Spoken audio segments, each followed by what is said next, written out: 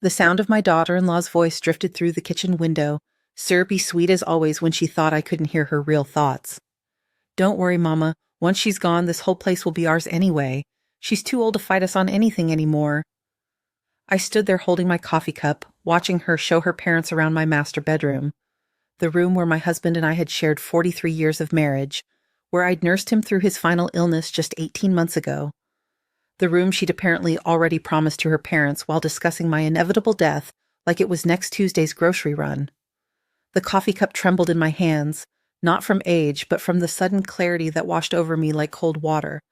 Here I was, 68 years old, standing in my own kitchen, listening to my son's wife plan my displacement, while I was still very much alive and mentally sharp enough to understand every calculated word. The woman I'd welcomed into our family 8 years ago, the woman I'd helped through 2 difficult pregnancies, the woman who called me Mom to my face while apparently viewing me as nothing more than an obstacle to her inheritance. I set the cup down carefully on the granite countertop, the countertop I'd chosen and paid for during the kitchen renovation 5 years ago. Everything in this house bore the fingerprints of my decisions, my taste, my money. The crown molding my husband had installed room by room during our early years. The hardwood floors we'd refinished together twice over the decades. The garden visible through the window where I'd spent countless hours nurturing roses that now bloomed in their 3rd generation. This wasn't just a house. It was the physical manifestation of a lifetime spent building something meaningful with someone I'd loved deeply. But here was Sandra, my daughter-in-law, giving her parents a tour of what she clearly considered her future property, discussing the timeline of my demise with the casual planning usually reserved for vacation itineraries. Her father, a soft-spoken man I'd met only twice before, nodded approvingly as Sandra gestured toward the walk-in closet, where my husband's clothes still hung, waiting for the day I'd feel strong enough to donate them. Her mother, equally reserved during previous family gatherings, ran her fingers along the mahogany dresser that had belonged to my grandmother, the piece I'd always planned to pass down to my granddaughter someday. "The master suite has its own bathroom, of course," Sandra was explaining, "and plenty of space for all your things. We can put our stuff in storage somewhere." Her stuff, as if my entire life could be reduced to items requiring storage while the important people, them, took over the spaces that mattered. I found myself wondering how long she'd been thinking this way. How many conversations had taken place about my eventual displacement? How many family gatherings had included subtle discussions about the distribution of my belongings while I puttered around serving them homemade meals and trying to make everyone comfortable? The betrayal lodged itself in my chest like the tip of a needle, sharp and persistent. Not just the betrayal of discovering her true feelings about me, but the betrayal of realizing how completely I'd misunderstood my place in her world. I'd thought we were family. I'd thought the woman who hugged me at Christmas and called me for advice about the children and sent me Mother's Day cards, signed with love, actually felt some genuine affection for me. But listening to her now, I understood that I'd been living in a carefully constructed illusion, seeing warmth where there was only calculation, seeing love where there was only patience for the inevitable inheritance. My son Michael was at work, of course, completely unaware that his wife was essentially conducting a real estate tour for her parents in his childhood home. Michael, my sweet boy, who had grown into a man so focused on keeping peace in his marriage that he'd apparently abdicated all responsibility for maintaining basic boundaries. Or perhaps, and this thought made my stomach turn, perhaps he was aware. Perhaps this had all been discussed between them, planned between them, decided between them without ever consulting the person most affected by these arrangements. I thought back to the conversation we'd had just 3 weeks ago when Sandra had first mentioned that her parents might need to stay with us temporarily while they sorted out some housing issues. Her father had taken early retirement due to health problems, and they were having trouble qualifying for the mortgage on a smaller place. Could they possibly stay in our guest room for just a few weeks while they figured things out? Of course, I'd said yes immediately. Family helps family. That's how I was raised. That's how I'd raised my children. The guest room was comfortable with its own bathroom and plenty of space for a couple to live quietly while they made other arrangements. I'd even gone shopping to stock the bathroom with nice toiletries and the kitchenette with coffee and snacks, wanting them to feel welcomed rather than burdensome. But apparently the guest room had never been the plan. The master bedroom, my bedroom, had been the target all along. And listening to Sandra now, I realized that temporary had never been temporary either. This was an installation, a changing of the guard, a quiet coup executed while the rightful owner was expected to step aside gracefully and accept her demotion to guest room status in her own home.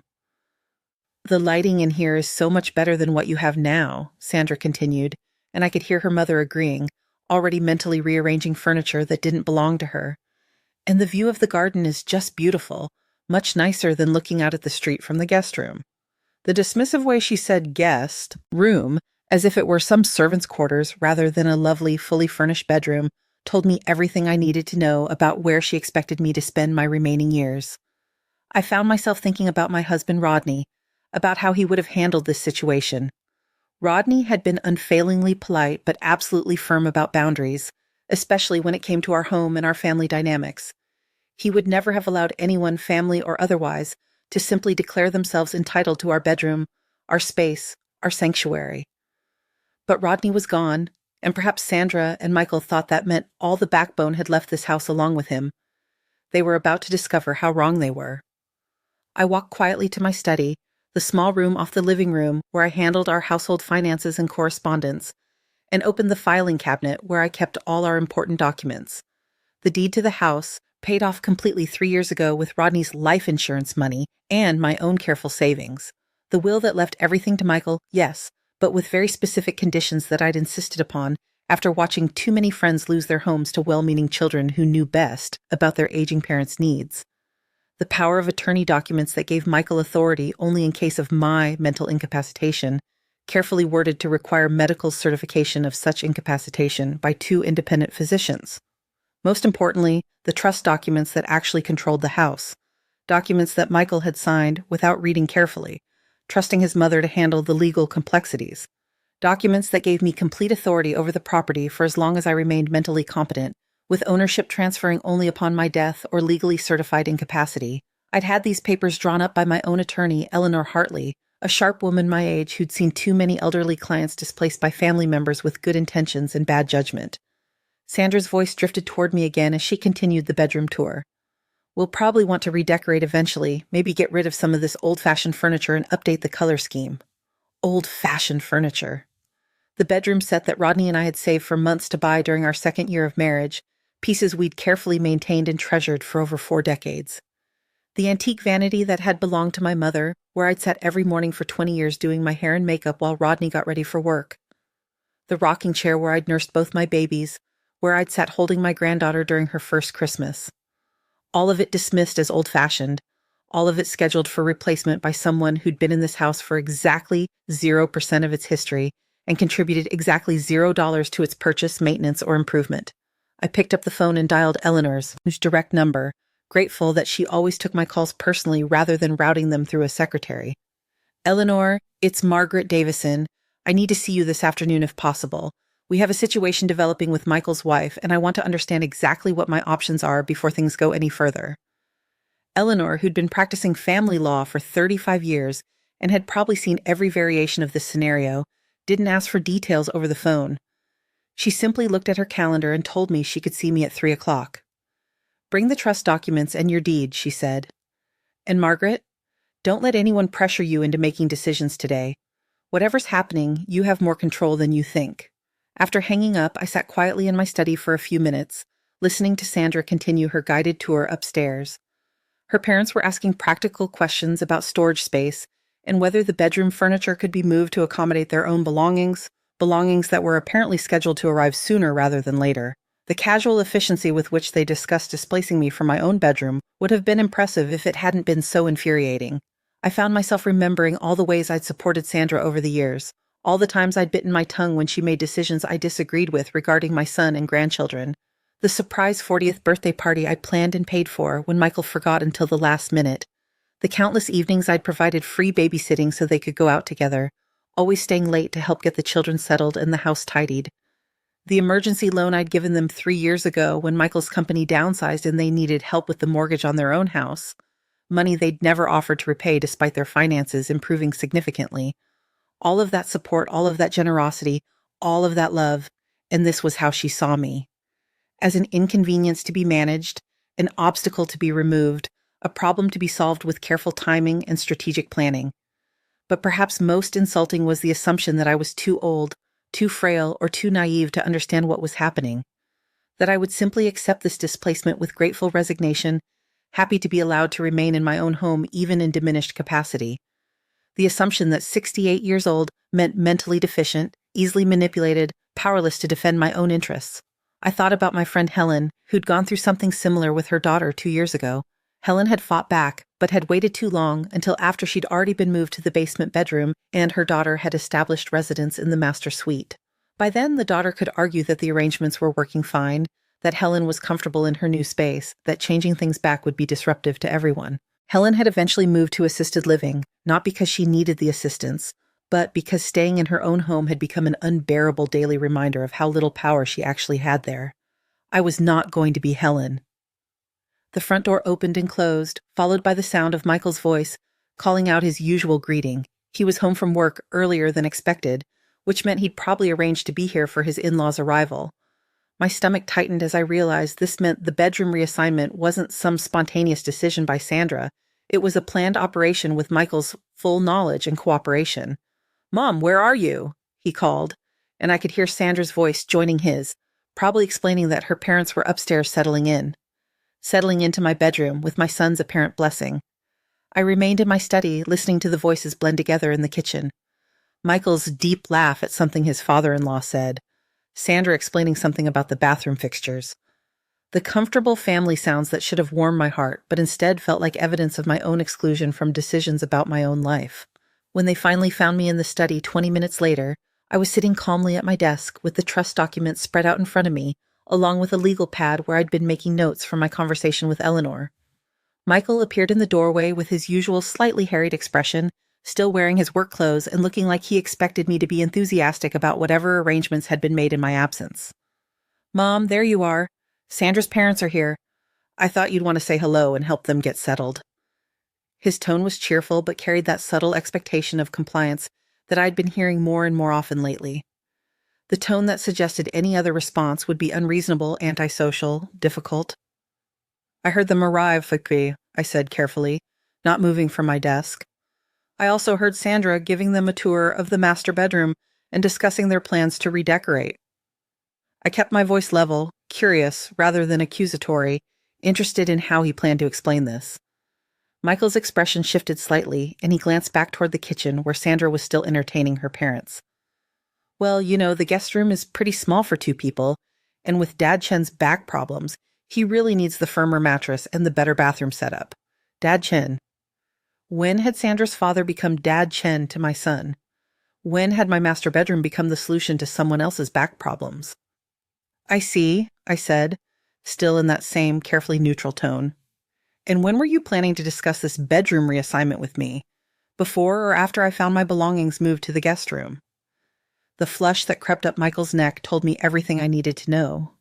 This conversation was supposed to happen later, probably over dinner, probably with Sandra doing most of the talking, while Michael nodded supportively, and I was expected to go along gracefully with arrangements already finalized.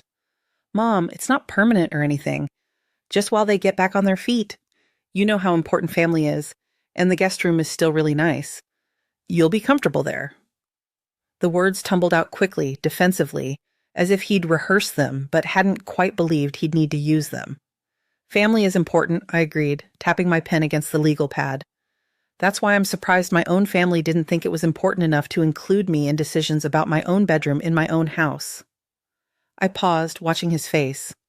"Tell me, Michael, exactly how long is temporary expected to last?" The question hung in the air between us, and I could see him calculating whether the truth would make things better or worse.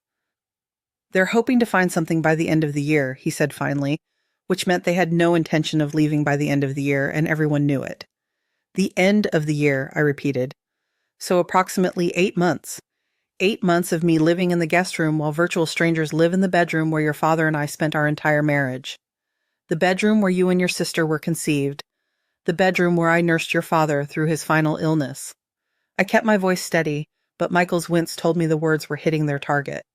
"Mom, don't be dramatic. They're not strangers. They're Sandra's parents. And it's not like the room has some sacred significance or something. It's just a bedroom." Just a bedroom. The dismissive phrase that reduced 43 years of shared history to mere square footage, mere convenience, mere logistics. I stood up from the desk and Michael automatically took a step backward. At 68, I'm still 5'6" and perfectly capable of commanding space when I choose to. It's not just a bedroom, Michael. It's my bedroom, in my house, which I own completely and legally, as you would know if you'd ever bothered to read the trust documents you signed. His eyes moved to the papers on my desk, and I saw the moment when he began to understand that this conversation was not going the way he'd expected. What trust documents? The ones that give me complete control over this property for as long as I'm mentally competent. The ones your father and I had drawn up specifically to prevent well-meaning family members from making decisions about my life without consulting me. I picked up the deed and held it so he could see the names on it, my name and Rodney's name, with Rodney's interest having passed to me upon his death, not to Michael. But I thought, the will says, Michael stammered, and I realized he'd been living under the assumption that his father's death had somehow transferred authority over the house to him, despite the fact that I was still very much alive and functioning. The will transfers ownership of the house to you upon my death, I said clearly. Until that time, which I hope is still many years away, this house belongs entirely to me. The trust documents ensure that I can't be pressured or manipulated into signing over control while I'm alive. I sat back down, letting him absorb this information. Your father was very wise to insist on these protections. Sandra's voice called from the kitchen, asking Michael to help bring up some suitcases from the car, and I could see the conflict on his face. He wanted to continue this conversation, but he also didn't want to keep his in-laws waiting while they figured out whether they actually had permission to move into the master bedroom. We'll talk more about this later, he said finally, but his tone had lost its earlier confidence. He was beginning to understand that the arrangements he'd agreed to might not be as simple as he'd thought.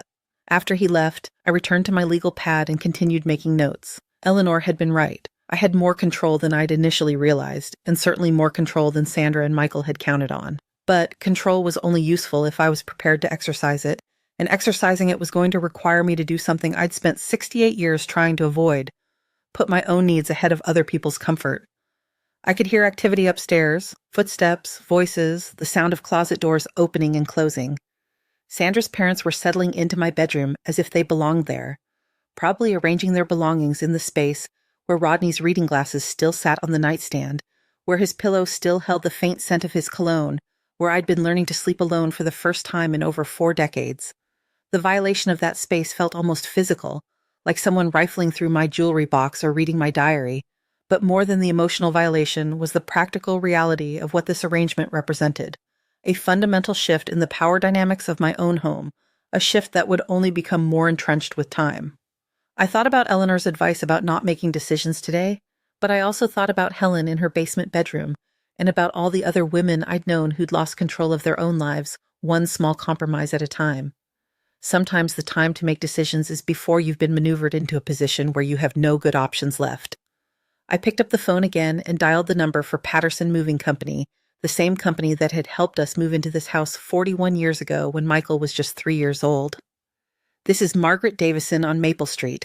I need to schedule some moving services for this weekend.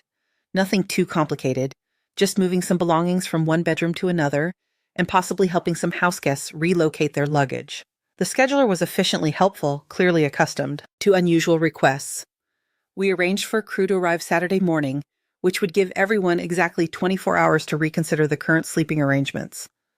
My next call was to Sandra's cell phone, which went immediately to voicemail as I'd expected. Sandra, this is Mom Chen. I wanted to let you know that I've scheduled movers for Saturday morning to help your parents relocate to the guest room, which is where I understood they would be staying during their visit. I'm sure this was just a misunderstanding about the bedroom arrangements.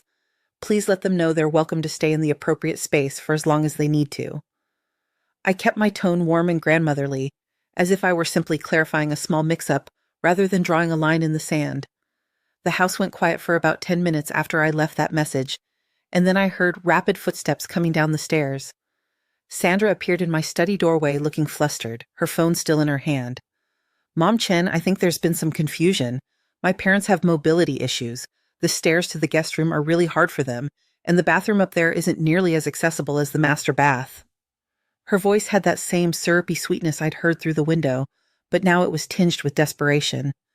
I understand your parents have mobility concerns, I said, turning to face her fully. That's why I think it might be better for them to find accommodations that can meet their needs properly, rather than trying to make my bedroom work for a situation it wasn't designed for. But we've already told them they could stay here, and they've driven all this way, and their lease has already expired. The words tumbled out in a rush, and I realized that Sandra's parents weren't here for a temporary visit at all. They were here because they'd already burned their bridges elsewhere, making this less of a family favor and more of a permanent arrangement disguised as an emergency. "Sandra," I said gently, "sit down for a minute." She perched reluctantly on the edge of the chair across from my desk, clearly preparing to launch into whatever argument she'd been rehearsing. "I want you to understand something very clearly. This is my home. I live here. I own it completely, and I have no intention of giving up my bedroom to anyone for any reason." "But it's just temporary." "No," I interrupted, and something in my voice made her stop talking entirely. "It's not temporary, and we both know it. Your parents didn't come here for a few weeks. They came here because they need a permanent place to live, and you decided to give them mine." Sandra's face flushed, and for the first time since I'd known her, the sweet mask slipped entirely. "You're being incredibly selfish. You have this huge house all to yourself, and my parents have nowhere to go. Is it really so much to ask for you to make a small sacrifice to help family?" "Small sacrifice," I repeated. "Giving up my bedroom, the room where I've slept for 41 years, where my husband died 18 months ago, where I'm learning to live alone for the first time in my adult life, is a small sacrifice?" "You could sleep anywhere, Hitik," Sandra said, her voice rising with frustration. "You're one person in a 4-bedroom house. It's not rational for you to insist on the master bedroom when 2 people need the space more." And there it was, the argument I'd been expecting all along. The argument that my needs, my history, my emotional connection to my own home were less important than the practical requirements of people who'd contributed nothing to creating or maintaining this space. The argument that being older and alone made me somehow less entitled to comfort and privacy in my own house. "You're absolutely right," I said calmly, and Sandra's face brightened with surprise. "It's not rational for me to insist on keeping my bedroom." I paused, watching her smile begin to form. "Which is why I'm not going to insist. I'm going to require it. This is my house, Sandra. Not our house, not the family house, my house. And in my house, I sleep in my bedroom." The smile disappeared completely. "Michael is never going to accept this. He understands that family helps family, even when it's inconvenient." "Michael doesn't have to accept it," I replied. "Michael doesn't own this house, doesn't make decisions about this house, and doesn't get to give away bedrooms in this house without consulting the person who actually lives here." I picked up the trust documents from my desk. "These papers make it very clear who has authority over this property, and it's not Michael." Sandra stared at the documents as if they were written in a foreign language. "I don't understand. He's your son. He's going to inherit everything anyway." "When I die," I said firmly. "Not before, and certainly not while I'm sitting right here capable of making my own decisions about my own home." "But where are my parents supposed to go?" she asked, and for the first time her voice carried genuine panic rather than calculated manipulation. "That's an excellent question," I said.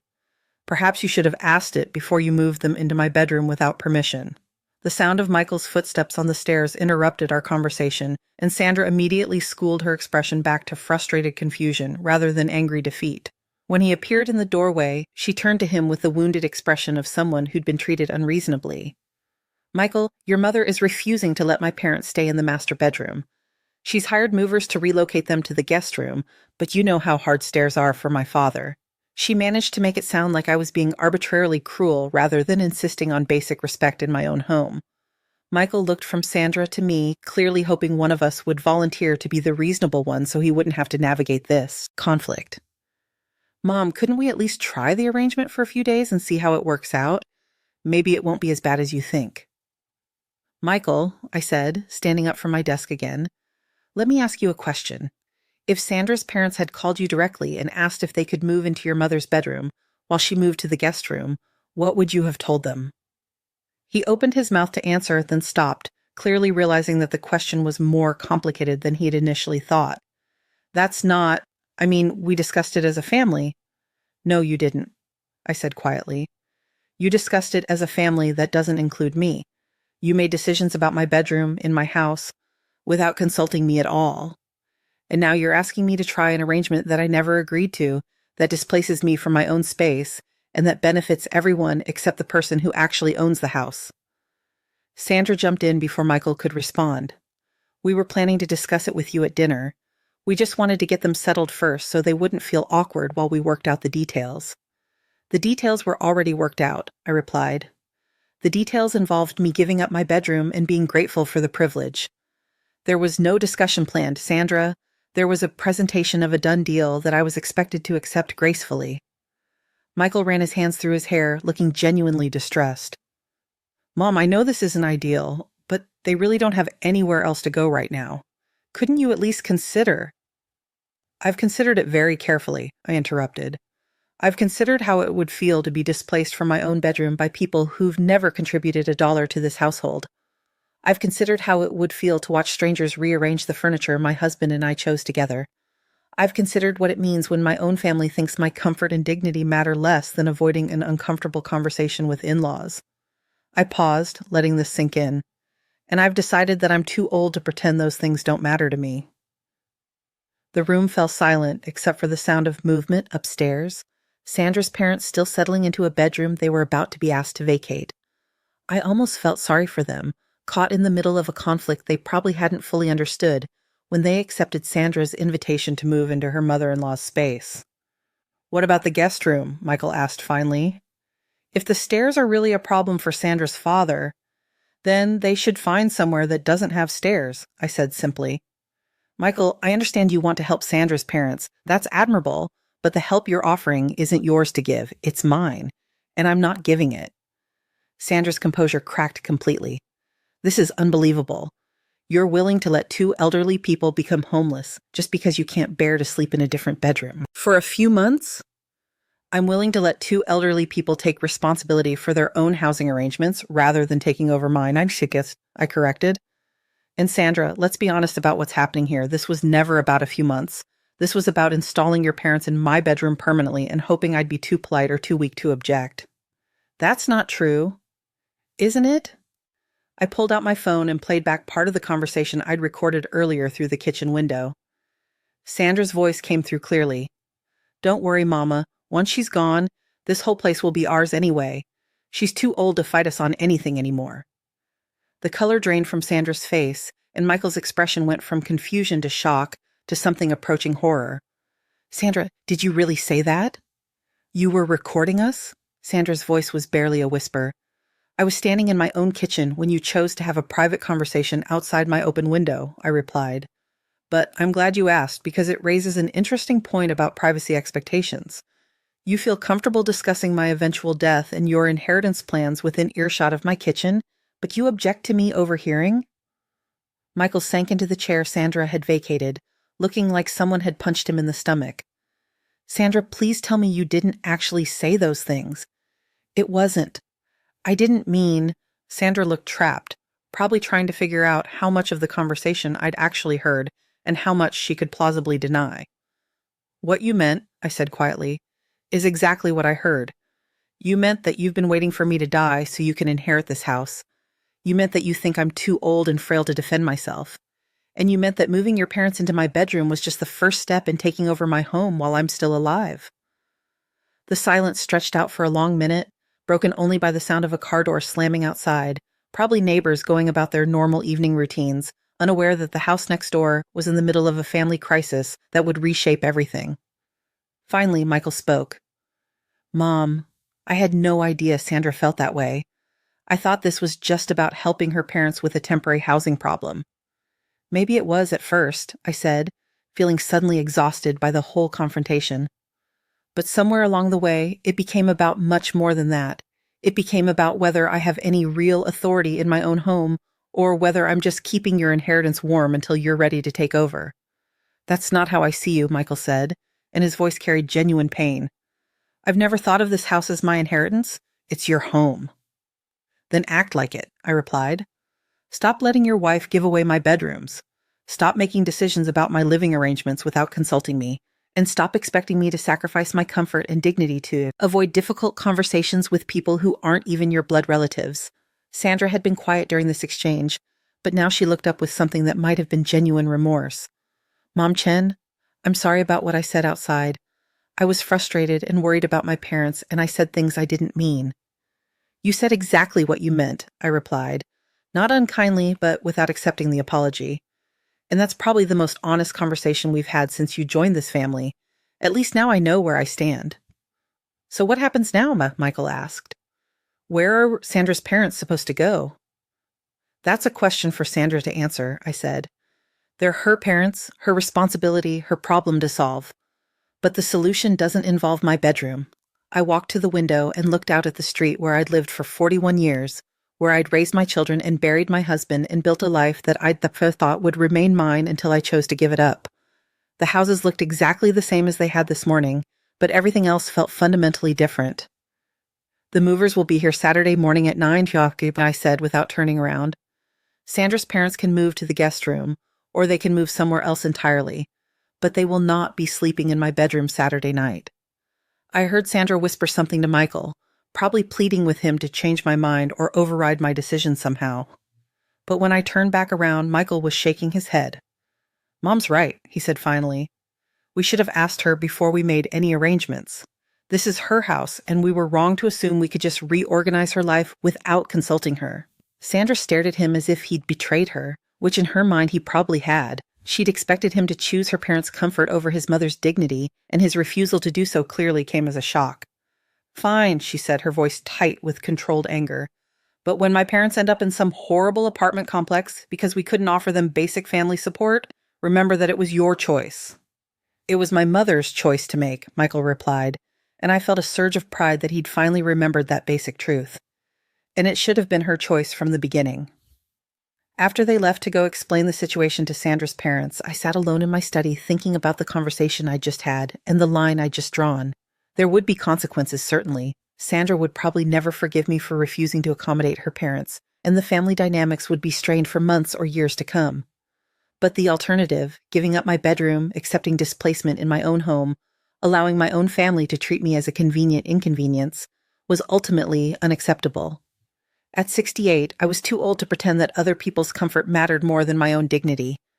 Too old to sacrifice my peace of mind to avoid family conflict. Too old to let anyone, even my own son, make decisions about my life without consulting me. I picked up the trust documents and returned them to the filing cabinet, grateful that Rodney had insisted on legal protections I'd hoped never to need. Then I poured myself a glass of wine and sat in my living room, in my house, where I had every right to be comfortable and undisturbed. From upstairs, I could hear muted voices and the sound of luggage being moved around. Sandra's parents were probably confused and embarrassed, caught between their daughter's promises and the reality of a mother-in-law who refused to be bulldozed. I felt genuinely sorry for them, but not sorry enough to give up my bedroom. By Saturday evening, Sandra's parents had moved to the guest room, where they would stay for exactly 2 weeks before finding a senior living apartment across town that better suited their actual needs and mobility limitations. Sandra barely spoke to me during those 2 weeks, communicating primarily through Michael and treating me with the cold politeness usually reserved for strangers who'd disappointed her. But Michael and I began having real conversations for the first time in years. Conversations about boundaries, about respect, about the difference between helping family and enabling manipulation. He admitted that he'd been so focused on keeping peace in his marriage that he'd stopped considering whether the peace was built on anyone else's sacrifice. 6 months later, Sandra and I reached a new understanding. Not the warm pseudo-maternal relationship we'd pretended to have before, but an honest acknowledgement of what we actually were. 2 women who shared Michael and the grandchildren, but who didn't necessarily have to love each other to function as the family. The transformation didn't happen overnight, and it wasn't marked by any dramatic reconciliation scene or tearful apologies. Instead, it evolved gradually through a series of small interactions that slowly rebuilt our relationship on a foundation of mutual respect rather than assumed affection. Sandra stopped calling me Mom and started using my first name, which initially stung but ultimately felt more honest. I stopped pretending that her happiness was my responsibility and started treating her like the adult woman she was, capable of managing her own relationships and solving her own problems. The first real conversation we had after the bedroom incident happened 3 months later during my granddaughter Emma's 7th birthday party.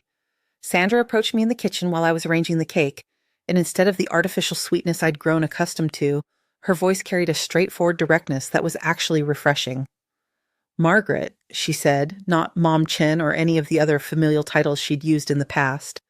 "I wanted to apologize for how I handled the situation with my parents. I was wrong to assume You'd just go along with arrangements you'd never agreed to.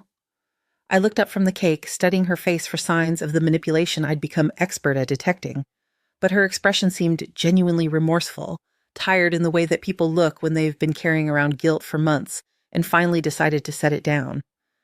Thank you for saying that, I replied, not immediately accepting the apology, but acknowledging it. What changed your mind? Sandra leaned against the counter, looking out the window toward the backyard, where Michael was setting up the bouncy house for the children. My parents, actually. They told me they'd been uncomfortable with the bedroom arrangement from the beginning, but they felt like they couldn't say anything because I'd presented it as already decided. They said they would have been perfectly happy in the guest room if I'd asked them instead of telling them where they were going to sleep. This revelation didn't entirely surprise me. Sandra's parents had seemed genuinely embarrassed during the moving day drama, and they'd been unfailingly polite during their brief stay in the guest room. They struck me as people who'd been swept along by their daughter's plans rather than active participants in scheming against me. They also said, Sandra continued, that they'd never heard me talk about you the way I did that day outside the kitchen window. They said it didn't sound like me, and they were right. It didn't sound like me because it wasn't really how I felt about you. It was how I felt about the situation I'd created by promising them something that wasn't mine to give. I set down the knife I'd been using to smooth the cake frosting and turned to face her fully. Sandra, can I ask you something directly? She nodded. Did you really think I was too old and frail to object to giving up my bedroom? Or were you hoping I was? The question hung in the air between us, and I watched her consider whether to give me the polite answer or the honest one. Finally, she chose honesty. I thought you were too nice to object, she said quietly. You've always been so accommodating, so willing to help with whatever the family needed. I assumed you'd see this as just another way to help, and that you'd accept it even if you weren't thrilled about it. She paused, looking uncomfortable but determined to continue. I didn't think about whether that was fair to you, or whether being accommodating was the same thing as being okay with being taken advantage of. The admission was more honest than I'd expected and more insightful than I'd given her credit for. Sandra had confused my generosity with weakness, my willingness to help with an obligation to sacrifice my own comfort for everyone else's convenience. It was a mistake that plenty of people made when dealing with older women, especially widowed ones who seemed to have more time and resources than immediate family obligations. You're right that I've always tried to be accommodating, I said carefully. But there's a difference between choosing to help and being expected to sacrifice. When you assume I'll give up my bedroom without asking, you're not asking for help. You're demanding sacrifice. Sandra nodded, and for the first time in months, she looked at me like she was actually seeing me as a person, rather than as a resource to be managed. I understand that now. I think I got so focused on solving my parents' problem that I forgot you had feelings and preferences about your own home. And I think, I replied, that I got so used to saying yes to family requests that I forgot I was allowed to say no, even to people I love. The conversation was interrupted by Emma running into the kitchen to announce that the bouncy house was ready and demanding that both her grandmother and her mother come outside immediately to witness her first jump. As we walked outside together, I realized that something fundamental had shifted between Sandra and me. We weren't pretending to adore each other anymore, but we also weren't pretending to be enemies. We were just two women who'd figured out how to coexist in the same family without requiring fake affection or assumed sacrifice from either side. The change in our relationship had positive effects on the entire family dynamic. Michael stopped walking on eggshells, afraid that every family gathering might explode into conflict between his wife and his mother. The grandchildren, who had picked up on the tension even if they didn't understand its source, relaxed into more natural interactions with both of us. Even Sandra's parents, who visited regularly but always stayed in the guest room now, seemed more comfortable knowing that the arrangements had been honestly negotiated rather than assumed. I found myself enjoying Sandra's company more than I ever had when we'd been pretending to have a mother-daughter relationship. Without the pressure to love each other or to maintain artificial warmth, we could appreciate each other's actual qualities. Sandra was intelligent, funny, and genuinely devoted to Michael and the children. She was also stubborn, occasionally manipulative, and prone to solving problems by reorganizing other people's lives, but at least now she asked permission first. For my part, I discovered that I was more interesting as a person when I stopped trying to be the perfect, accommodating mother-in-law. When I voiced my actual opinions instead of deferring to everyone else's preferences, When I made decisions based on my own needs instead of constantly prioritizing other people's comfort, I became someone worth having real conversations with rather than someone to be managed and appeased. The bedroom incident had forced all of us to confront some uncomfortable truths about family dynamics and expectations. Michael had to acknowledge that his attempts to keep everyone happy had actually made everyone less honest with each other. Sandra had to recognize that assuming someone would sacrifice for you was different from asking them to help you. And I had to accept that being generous and being weak were not the same thing, and that protecting my own boundaries was not the same as being selfish. A year after the moving truck had relocated Sandra's parents from my master bedroom to the guest room, I decided to redecorate that master bedroom for the first time since Rodney's death. Not because Sandra had suggested updating the old-fashioned furniture, but because I was finally ready to make the space fully mine rather than a shrine to my marriage. I kept the pieces that brought me joy and comfort, the rocking chair, the antique vanity, the reading chair by the window, and replaced the ones that had become more about preserving the past than enjoying the present. When Sandra saw the redecorated room during a family dinner, she complimented the new color scheme in the way I'd rearranged the furniture to better capture the garden view. "It looks beautiful, Margaret," she said, and I could tell she meant it. "It looks like you." "Thank you," I replied, and I meant that too. "It feels like me." The room did feel like me, not like the woman I'd been when I was half of a couple, and not like the woman I'd been when I was trying to please everyone at the expense of my own comfort, but like the woman I'd become when I finally learned to balance generosity with self-respect. That evening, after the family had gone home and I was cleaning up the dinner dishes, I found myself thinking about all the other women my age who might be facing similar situations. Women who'd spent decades being accommodating and helpful only to find their families mistaking kindness for weakness, generosity for obligation. Women who'd been widowed or divorced and suddenly found themselves viewed as resources to be managed rather than people to be consulted. I thought about Helen, still living in her assisted living facility, not because she needed assistance, but because she'd lost control of her own narrative. I thought about my friend Dorothy, whose son had moved his girlfriend into Dorothy's house temporarily 3 years ago, and who now treated Dorothy like an unwelcome roommate in her own home. I thought about all the women who'd called me over the past year to talk through their own family boundary issues, having heard through our mutual friends about how I'd handled the bedroom situation. Each of these conversations had reinforced my understanding that the bedroom incident hadn't really been about a bedroom at all. It had been about power, respect, and the right to make decisions about your own life.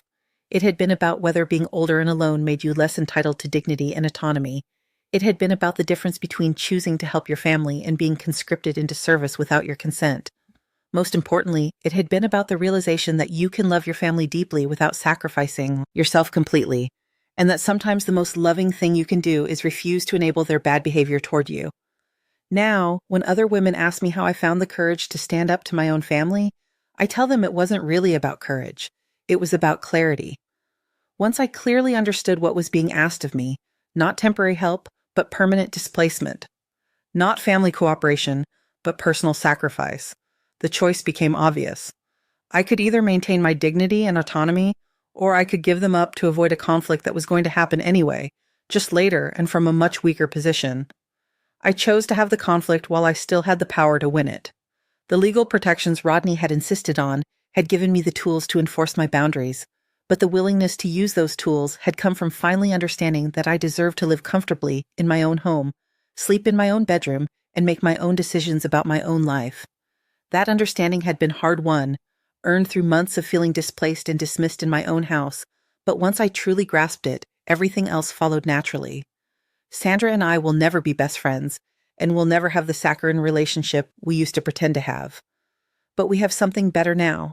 We have honesty. We have respect. We have clear boundaries that protect both of us from unreasonable expectations. And we have the understanding that family love doesn't require anyone to sacrifice their fundamental dignity or autonomy. Michael has become a better son since learning to see me as a person with legitimate needs and preferences, rather than just a mother whose job was to facilitate everyone else's happiness. The grandchildren have learned that their grandmother is someone whose opinions matter and whose decisions deserve respect, which will serve them well as they navigate their own relationships throughout their lives. And I have learned that at 68, I am not too old to defend myself, not too frail to enforce my boundaries, and not too set in my ways to change the family dynamics that no longer serve me. I have learned that accommodating people and enabling their disrespect are entirely different things, and that sometimes the most generous thing you can do for someone is refuse to let them take advantage of you. My master bedroom remains my master bedroom. My house remains my house. My life remains my life to live as I choose, in consultation with people who respect me enough to actually consult me, rather than simply inform me of decisions they've made on my behalf. It's a small victory, perhaps, in the grand scheme of things, but it's mine and it's complete, and it has given me the peaceful satisfaction of knowing that I am still the author of my own story, the architect of my own boundaries, and the final authority on my own comfort and dignity.